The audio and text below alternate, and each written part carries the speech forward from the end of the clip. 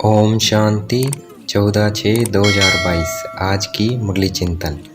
ओम शांति अर्थात मैं आत्मा शांत स्वरूप हूँ, शांति मेरा स्वधर्म है। ओम शिवोम कहना गलत है। बाबा कहते गीत आदि सुनना कनरस है, इन सभी कनरस में कुछ फ़ायदा नहीं है। बाबा कहते अब भक्ति की रात पूरी हो, प्रभात हो रही है अर्थात सुबह हो रही है। सुबह का बहुत महत्व है। सुबह के समय बाप को याद करना है।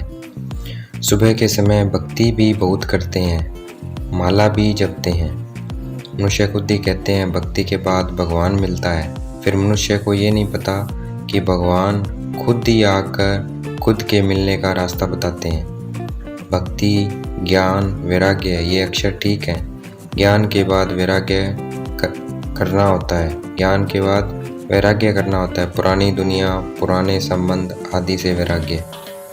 भक्ति के बाद भगवान मिलते हैं, क्योंकि भक्तों को सद्गति देना भगवान का ही काम है। वेद, शास्त्र, ग्रंथ आदि पढ़ना, जप तप करना ये सब भक्ति मार्ग है। ये भगवान को पाने का कोई सच्चा मार्ग नहीं है, कोई सच्चा रास्ता नहीं है। सच्चा रास्ता सिर्फ परमपिता परमात्मा दिखाते हैं, मुक्ति और जीवन मुक्ति। परमात्मा ही सारे सृष्टि के आदि मध्य अंत का ज्ञान देते हैं, इसलिए परमात्मा को ज्ञानेश्वर रचयिता कहा जाता है। पतित पावन एक परमपिता परमात्मा है। परमात्मा का पता न होने के कारण सब में परमात्मा कह दिया है। कोई भी चीज़ में भावना रखो तो उसमें साक्षात्कार हो जाते हैं। बाबा कहते हैं यहाँ साक्षात्कार की बात नहीं है, यहाँ तो पढ़ाई की बात है। बाबा कहते तुम संगम पर हो, बाकी दुनिया कलयुग में है। यह आत्मा और परमात्मा के संगम का मेला है। यह मेला कल्याणकारी है। बाकी और जो भी कुंभ के मेले आदि लगते हैं उनसे कोई प्राप्ति नहीं है। सच्चा कुंभ का मेला ये है, इसलिए कहते हैं आत्मा परमात्मा अलग रहे बहुत काल, फिर सुंदर सुहावना मेला कर दिया सतगुरु दलाल। ये संगम का समय कल्याणकारी है, क्योंकि इसी समय सभी का कल्याण होता है। इस समय सबका कल्याण इसलिए होता है क्योंकि परमात्मा आकर सबको बढ़ाते हैं। समझने के लिए आत्मा भी एक स्टार है, परमात्मा भी एक स्टार है। जैसे आत्मा वैसे परमात्मा। हम आत्माएं 84 जन्म भोगती हैं। हर एक आत्मा को अपना अपना हिसाब किताब भोगना ही पड़ेगा। जैसे कोई बीमार पड़ता है वह हिसाब चुकतू करता है। इस ब्राह्मण जन्म में किए हुए पाप शिव बाबा को नहीं बताएंगे तो वह बढ़ते जाएंगे। ज्ञानी मनुष्य भोगना खुशी से भोगेंगे।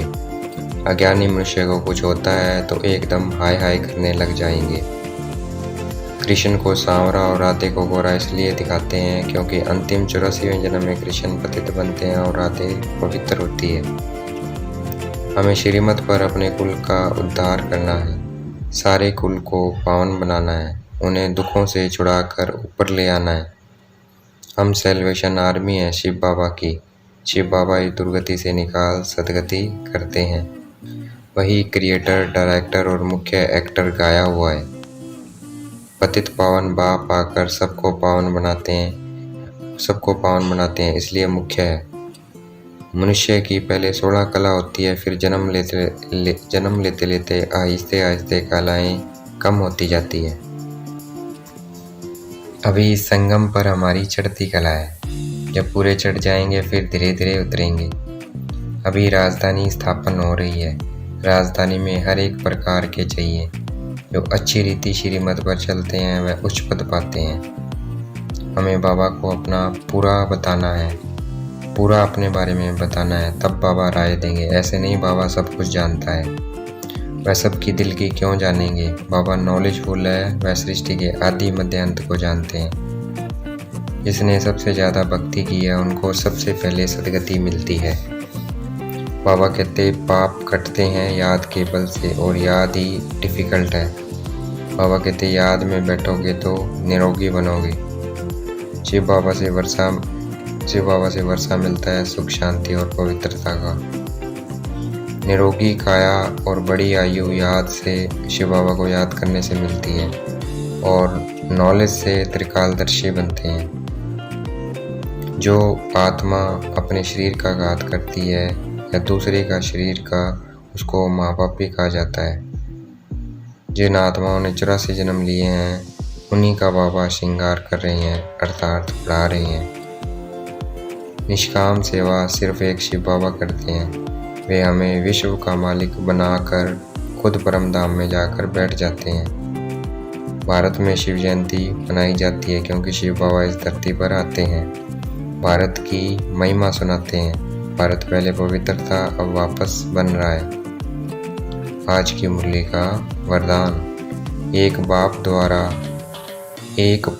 आज की मुरली का वरदान। एक बाप दूसरा न कोई, इस स्मृति से निमित्त बनकर सेवा करने वाले सर्व लगाव मुक्त भव।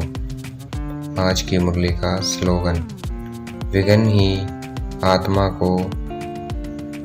ही आत्मा को बलवान बनाते हैं, इसलिए विघ्नों से डरो मत। अच्छा, ओम शांति। शुक्रिया मीठे बाबा, शुक्रिया।